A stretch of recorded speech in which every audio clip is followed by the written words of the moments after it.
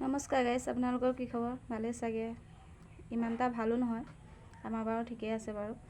আপোনালোকৰ মানে পৰিস্থিতিটো চাই মানে আপোনালোকৰ কি হৈছে আমিও বুজি পাইছোঁ বাৰু।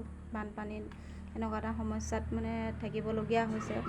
কোনোবা দেখিছোঁ নিউজত দেখিছোঁ তেওঁ গৰ্ভৱতী হৈ আছে, তথাপিতো মানে পানী এনেকুৱা হৈছে তেওঁ মানে অহা যোৱা কৰিবলৈও বা কিবা এটা সহায় বিচাৰিবলৈও কাৰোবাৰ ওচৰত ক'বলৈ মেলিবলৈও মানে এনেকুৱা অসুবিধা হৈছে। তেওঁ মাকগৰাকীয়ে ইমান কান্দিছে, আমি বাৰু দুখিত হৈছোঁ। এতিয়া যেনে হ'লেও আমি দুবেলা দুমুঠি খাই আছোঁ, কিন্তু তেওঁলোকে কেনেকৈ আছে বা কি কৰিছে, হ'ব পাৰে আমি টকা পইচা দি সহায় কৰিব পৰা নাই, কিন্তু মানুহৰ এটা সাহস দিব পৰা আমিও সাহস দিব পাৰিম আৰু মানে বাকীয়ে মানে একো কৰিব পৰা নাযায় আৰু মানে। আমাৰ লখিমপুৰতো হৈছে, কিন্তু ঠায়ে ঠায়েহে হৈছে, চব জেগাত হোৱা নাইকিয়া। আমাৰ এইকণ জেগাতো হোৱা নাই।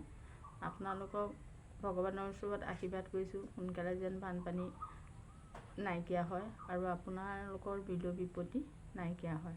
কুশলে থাকক, ভালে থাকক, আমি আঁতৰৰ পৰাই আশীৰ্বাদ কৰিছোঁ। নমস্কাৰ।